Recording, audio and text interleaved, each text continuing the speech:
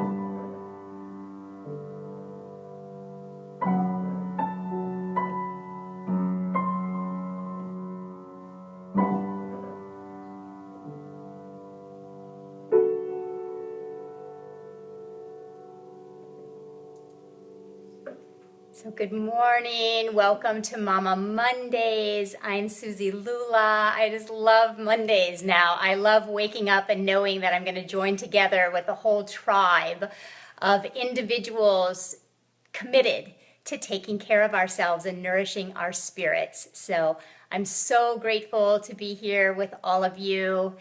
And as I was saying, I'm a spiritual counselor, been in private practice for many, many years, and I have the honor and the privilege of working with individuals all day on our inner lives and how our inner lives really affect our outer lives. Everything in our outer life really starts from within, and this is why I'm so passionate about feeding our inner life and nourishing our inner life, nourishing our spirit.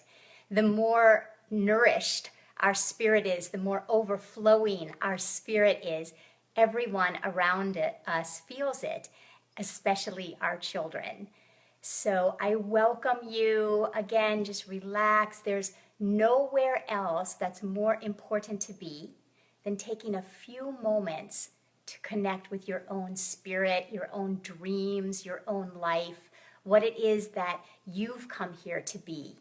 So I welcome you all. Today we're going to be talking about the Spiritual Olympics, as I call it, because spirituality is my Olympic sport.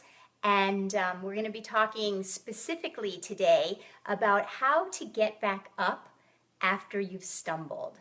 So I welcome all of you. Hi Vibha, hi Arthi. It's so great to see you, Melina. So lovely to see so many joining together to nourish our spirits today. I absolutely guarantee unequivocally that this will affect every relationship, especially your children today. The great thing is that the benefits don't happen a week from now. When you nourish your spirit today, your children will feel the benefit today. I know that for me, my son loves it when I take care of myself, because I walk into his world a different me. He loves the me that walks into his world when I have taken the time to nourish my own spirit. He can, feel my energy. So this is my evidence that nourishing our spirit is not only not selfish, but it's the best thing that we can offer our children and those around us. I know for myself, the me that I am when I nourish my spirit is the me that I want to be with those around us.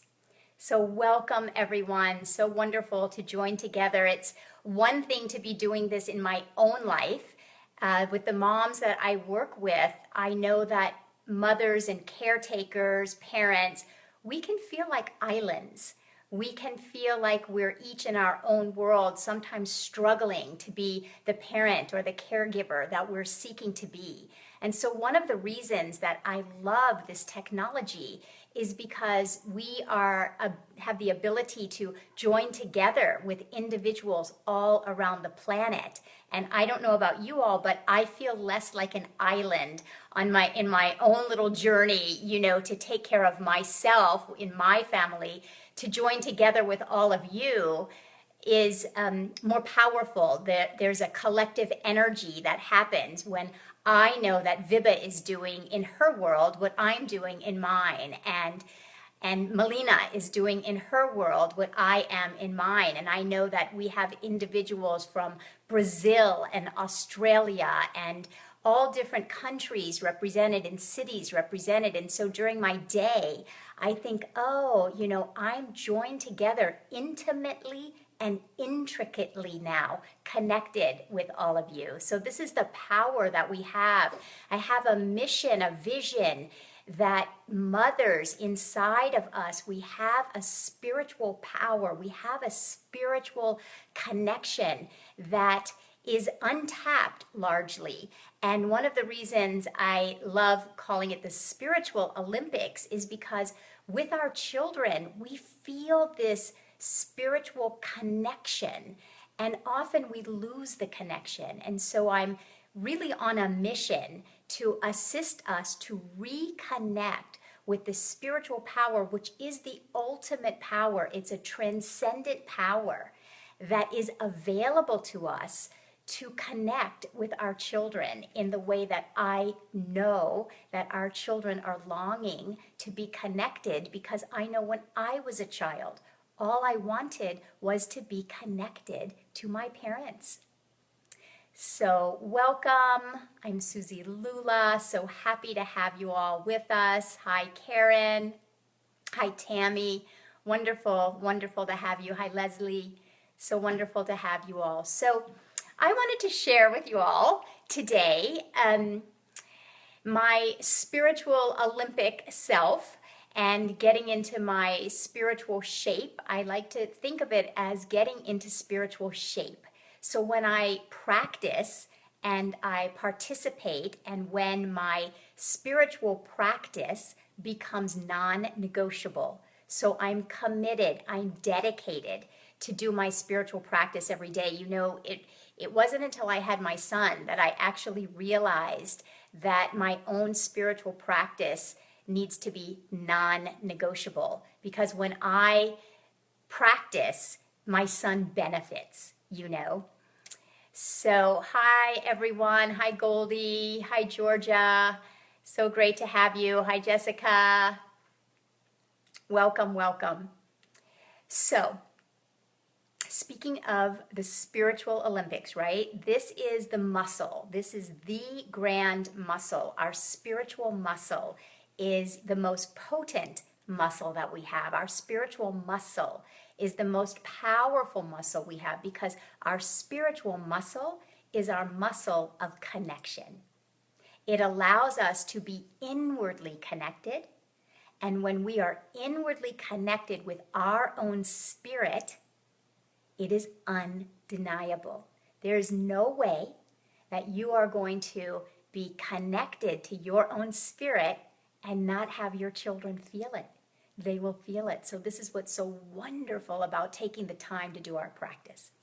Now, this practice is not always easy.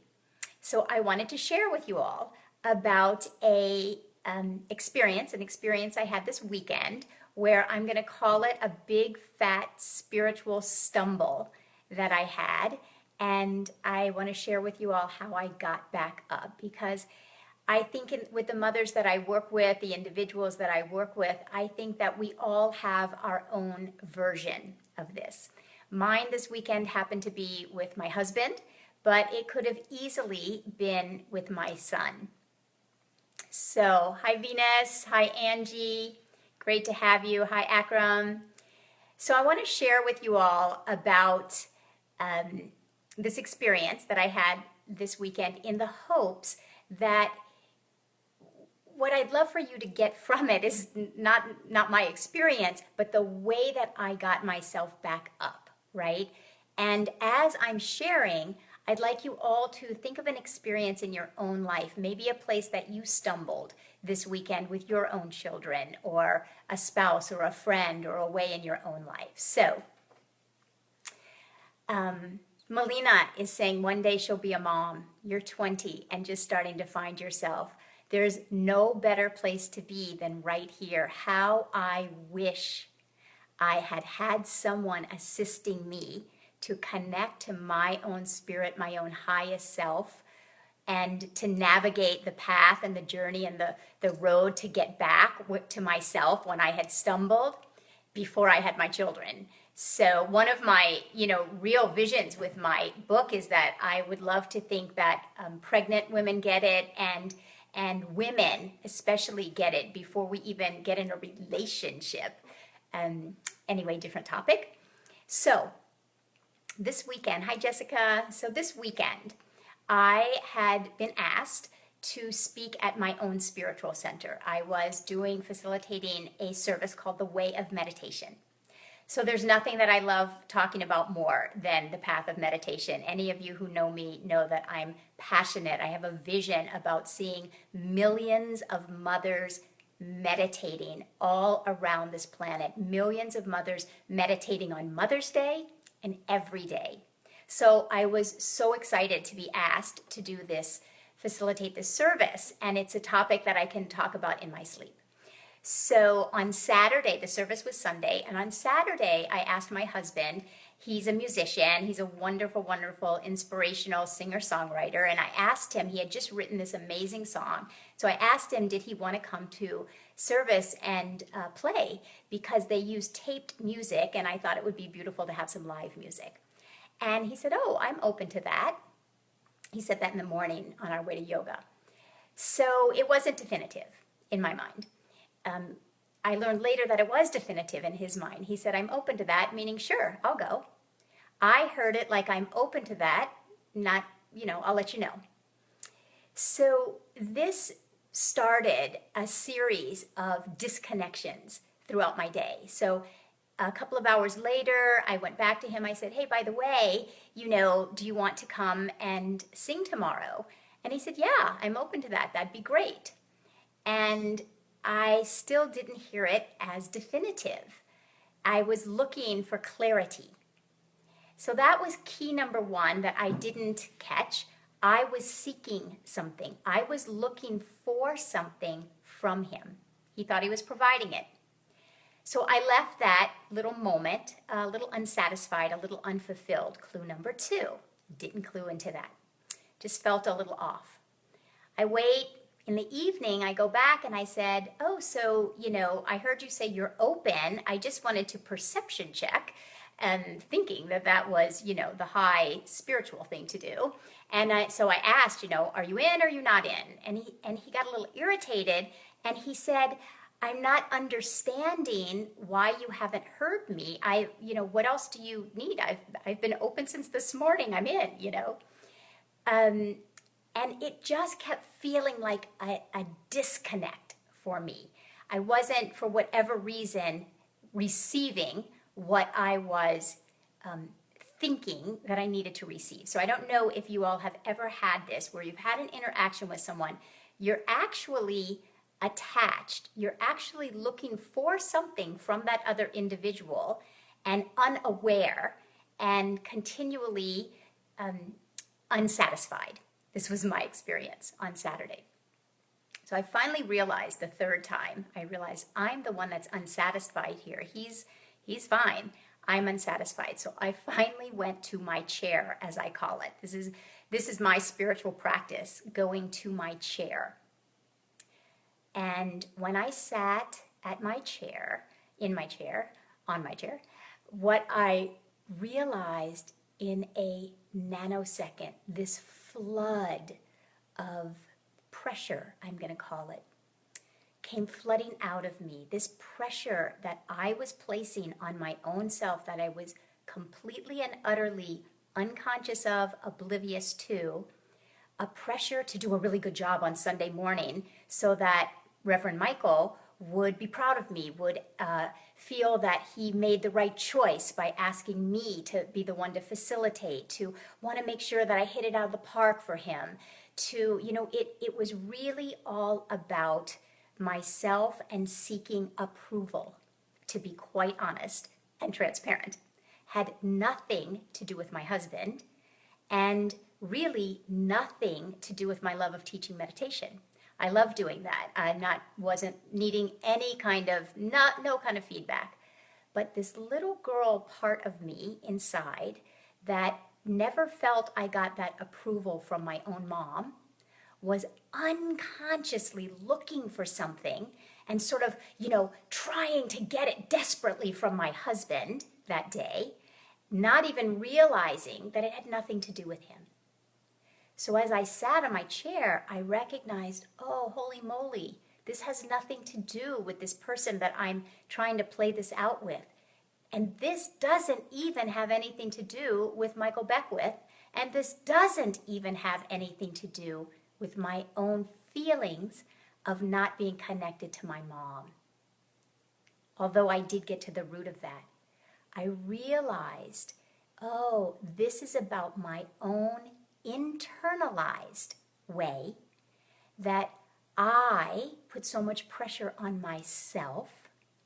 And so it became my own practice, my spiritual practice, to create a container of compassion for myself so that I could soften and I could feel the little desperate, innocent part of myself that, like we all have, we all want to be approved of, we all want to be connected, we all want to feel validated and valuable.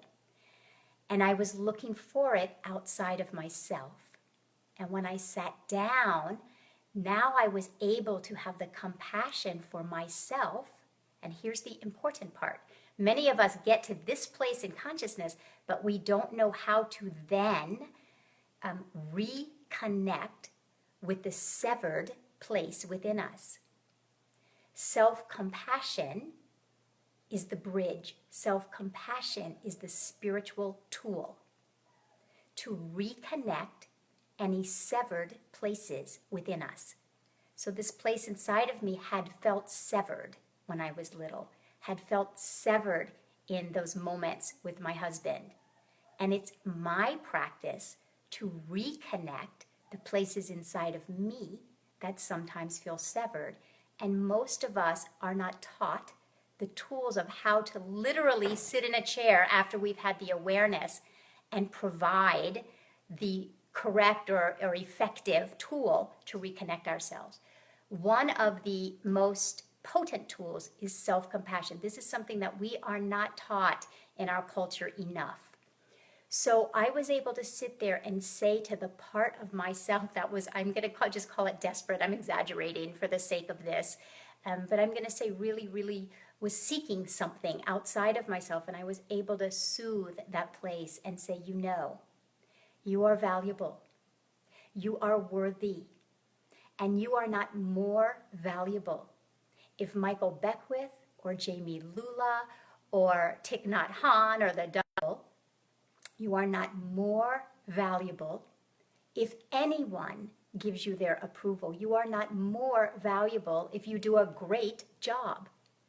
And you are not less valuable if someone doesn't like what you do, doesn't approve of what you do. Your value is God-given.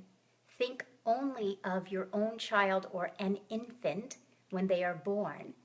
Every infant is born innocent, valuable, worthy, just because they are. But we are not taught the way to speak to ourselves, the way to be with ourselves, to reconnect us to our own original innocent essence. And I happen to just know how to do that because I practice that a lot. So I'm telling myself, Susie, you're not more valuable if someone approves of you. You're not more valuable if you hit it out of the park. You're not less valuable if you stumble and fall. You already are valuable. So that's step one. And then step two was to say to myself, and though it is important to be prepared. Are you prepared? Are you going prepared to hit it out of the park? Have you done your best work? Yes, I was utterly prepared. I am utterly prepared. So that is all. I'm prepared. I go do my best and call it a day. Reconnect with that place inside of me and remind myself that is my work. Do it to the best of my ability. Remember to reflect to myself that I'm worthy, I'm valuable because of my being. This is it. When I got to that moment, that place, I felt great. Now, absolutely, I can guarantee you that then I walked out of my room and everyone in my family felt that I was different because I was different.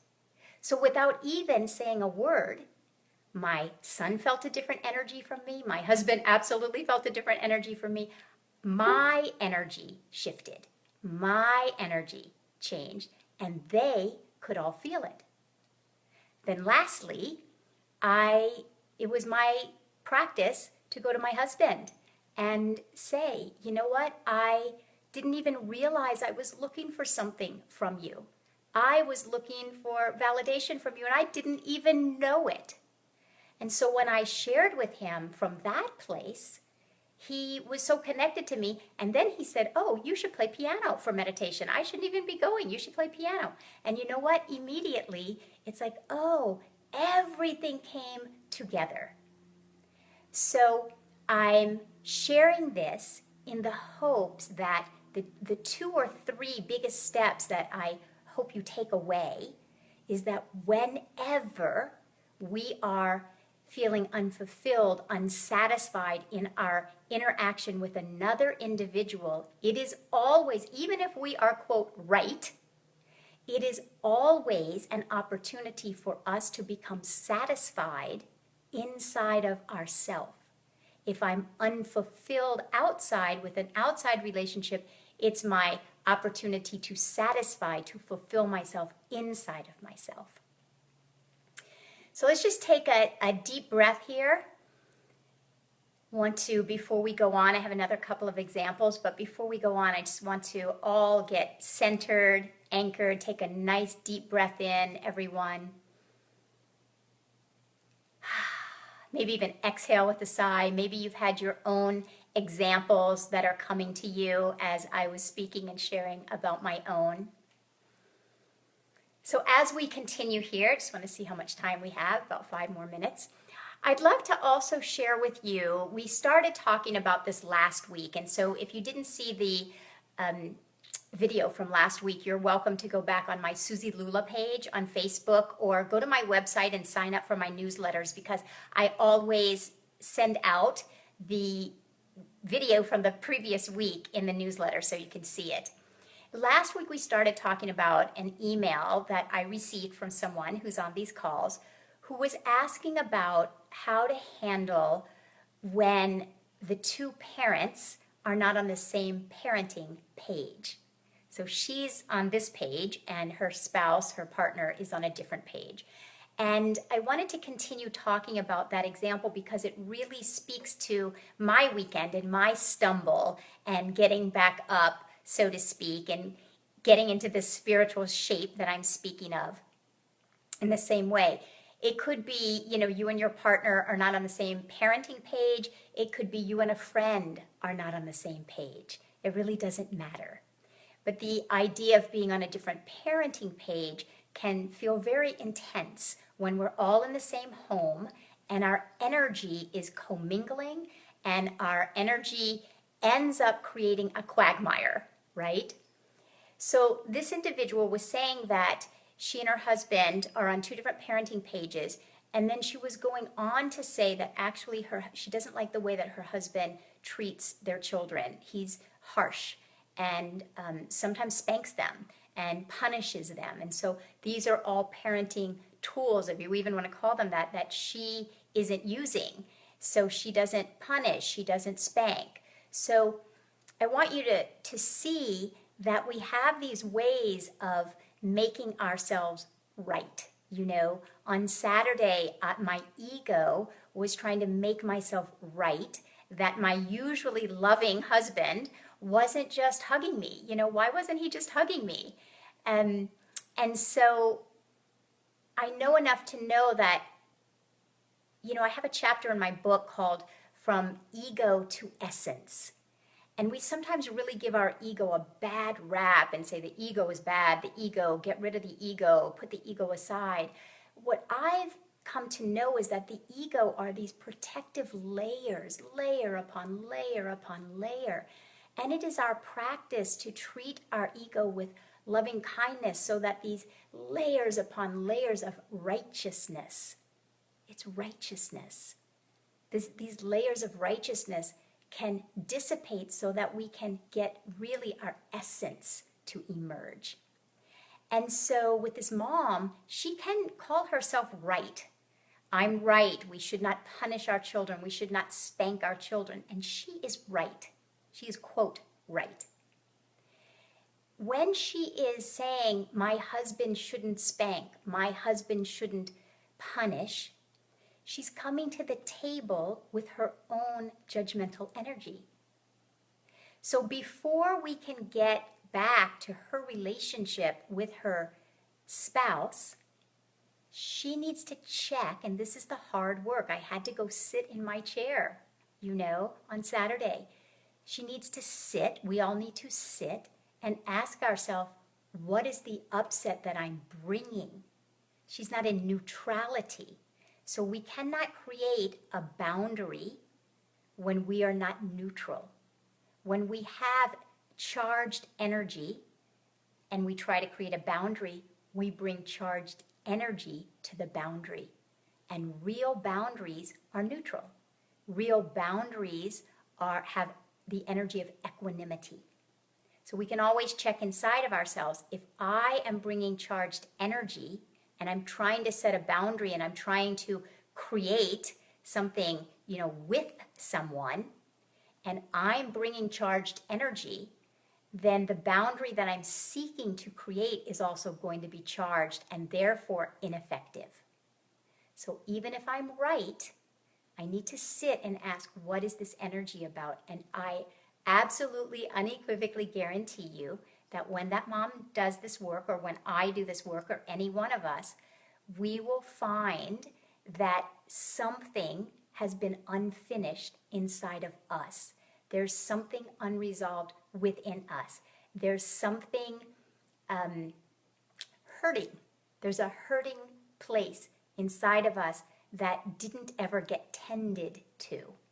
So perhaps she was spoken to in a rude way. Perhaps she was ignored. Perhaps she was not treated in a dignified, respectful way. Then we internalize that. And I'm just making the rest of this up because we're corresponding back and forth. But perhaps now she internalizes, she doesn't treat herself kindly. She doesn't respect herself all the time. Perhaps she punishes herself. So then you need to make amends with that place inside in a compassionate way and say, oh, I see how I do this to my own self. And I am intending to be a beneficial presence in my own consciousness. I'm intending not to punish myself anymore, not to judge myself anymore. I apologize to myself. You know, there's nothing like a good apology to help us reconnect inside of ourselves. And when we do, we then bring to the boundary that we're seeking to create something good here. We will bring to that our own energy of equanimity. I absolutely know that when then she's clean inside, has purified her own energy, has reconnected a severed place inside of her, guarantee you when she goes to her partner, she will speak differently, and perhaps he'll be able to hear it differently, and perhaps not. That will become irrelevant, just like it really didn't matter if someone from the outside gave me their approval or not.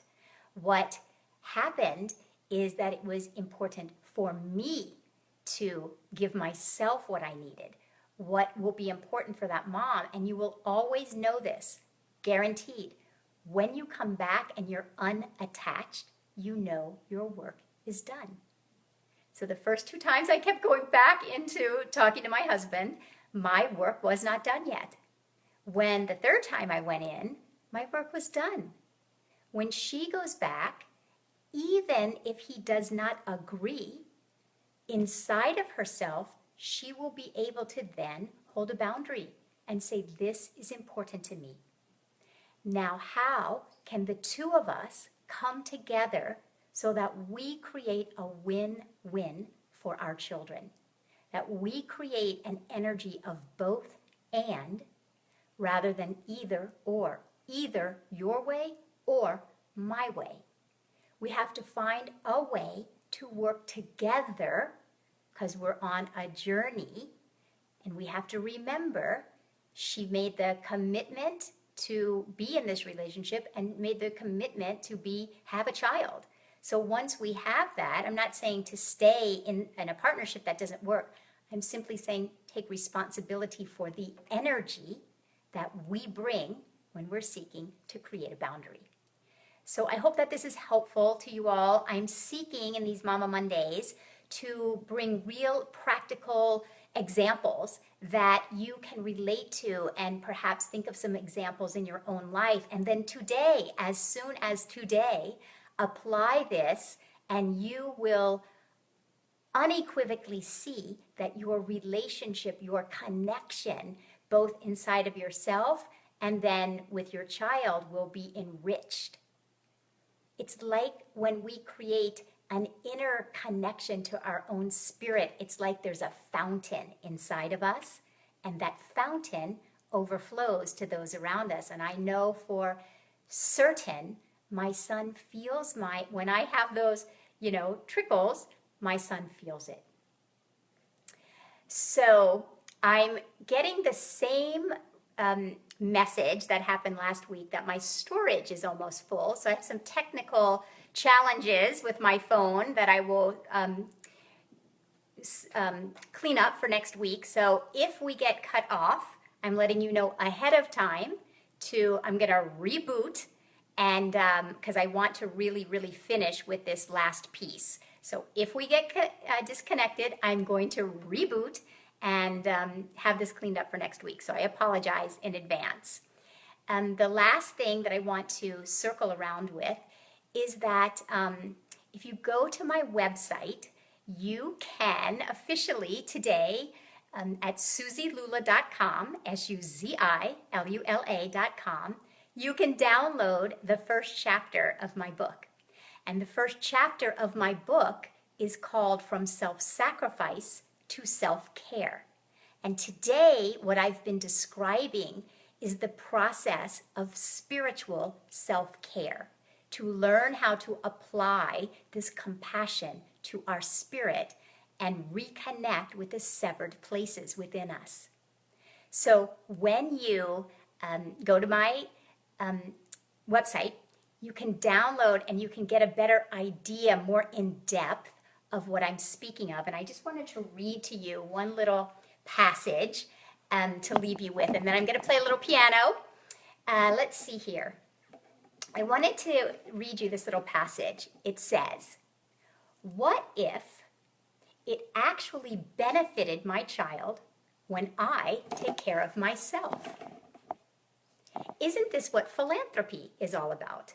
A philanthropist is one who has an excess of good that they graciously then share with others. In the same vein, I have a vision of mothers overflowing with positive energy and enjoying a fulfilling, thriving life.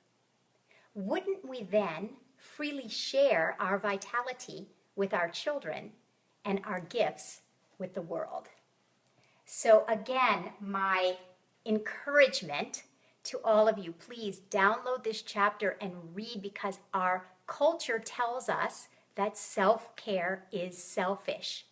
And I'm on a mission to literally change the face of motherhood, as you've heard me say, to from one of exhaustion and depletion to one of overflowing abundance and vitality, because our children not only feel this, but they're longing for this from us.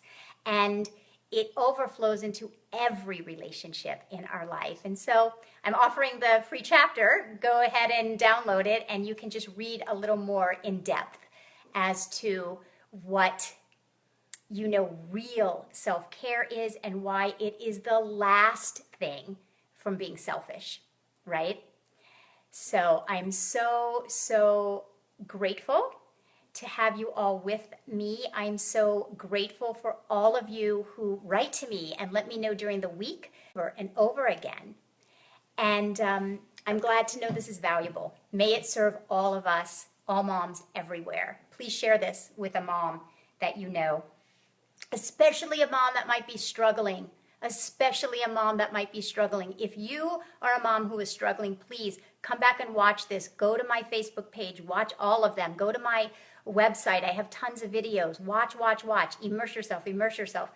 And if you know a mom who is struggling, so many single mamas, working 2 jobs. If you know a mom that's struggling, please pass it on. I wish somebody had, passed something on to me. So I'm all about sharing. So I wanted to just play out a little bit. Relax, gently close your eyes, relax. Just play us out for a little minute.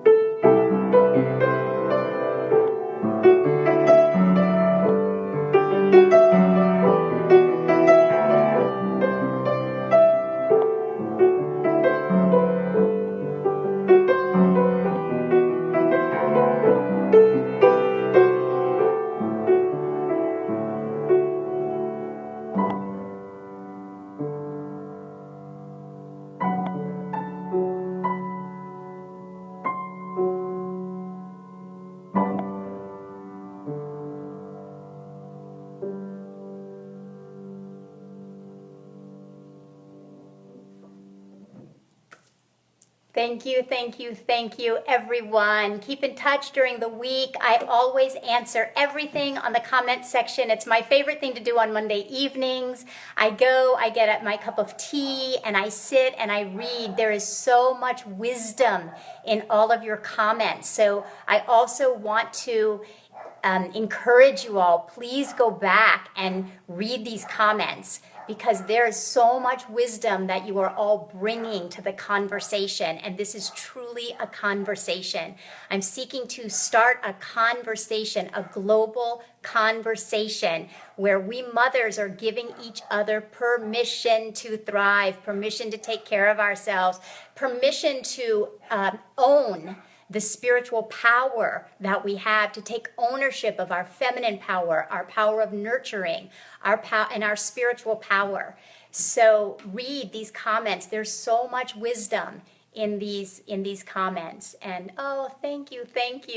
Arthi is saying about the piano and the closing of the Spiritual Olympics. That's so lovely. I love it. So I'm so grateful. I just love playing for everyone. So lots of love, and see you next Monday. Go to my website. If you haven't signed up for my newsletter, that's also a pretty cool thing, because I try to send something out every week. All right, much love, everyone. I'll be reading your comments tonight, so look for my answers. Much love.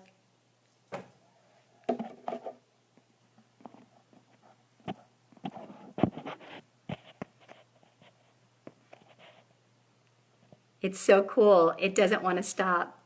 I'm pressing finish, and it doesn't want to stop. That's so cool. I guess we're just meant to want to stay here today. I keep pressing finish and it's not. That's so funny.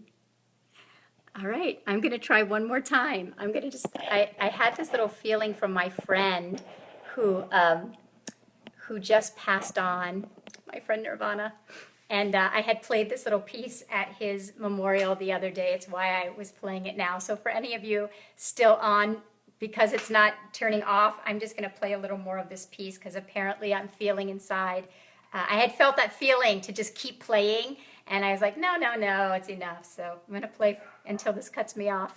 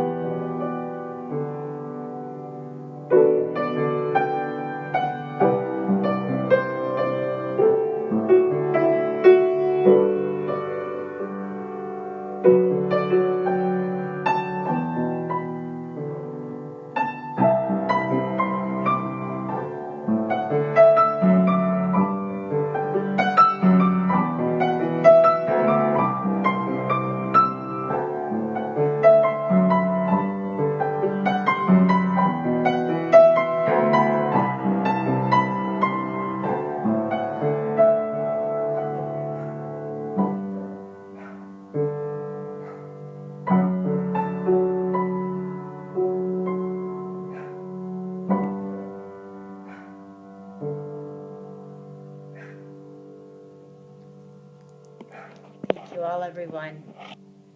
This is my friend Nirvana, who is the reason I'm even playing the piano again in my life. We all need, people who are relentless champions, and he was a real champion of mine. So,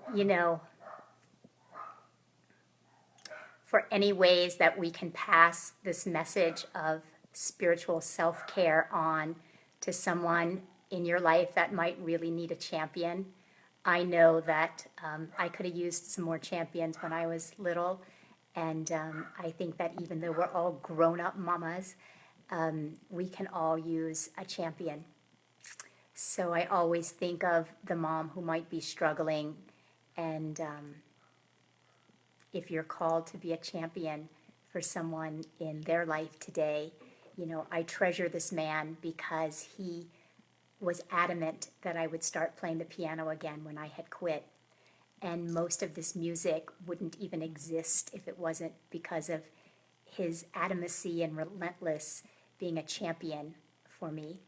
And so I think if you send someone and they, read the first chapter of my book, and if they get one little nugget from it that changes their day or their relationship with their child, it'd be worth it.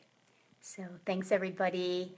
Love you guys so much. It's incredible to believe that we could have this amount of love, real, tangible, palpable love, and it's through a phone.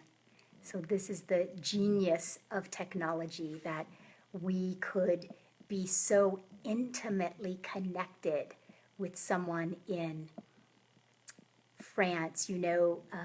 Michael Beckwith, my teacher, is in Egypt right now. So we're all so intimately and intricately connected, and it's really, really neat. So thank you, Arthi. If I can be any way a champion of self-care, and to think that the face of motherhood would change and we would all recognize, why in the world are we agreeing to a message from culture that says self-care is selfish and that I'd somehow be a disservice to my child if I take care of myself. It's like I've started to realize that cultural message is an insult to my intelligence. And so, for if I'm a champion in any way to say, self-care is the best thing we can do for those around us. All right, much love, everyone, and I'm going to be tuning in to you guys again this evening, and then, of course, through the week and next week. All right, have a beautiful day. Let's see that if it will allow me to turn us off today. I'm pressing finish again.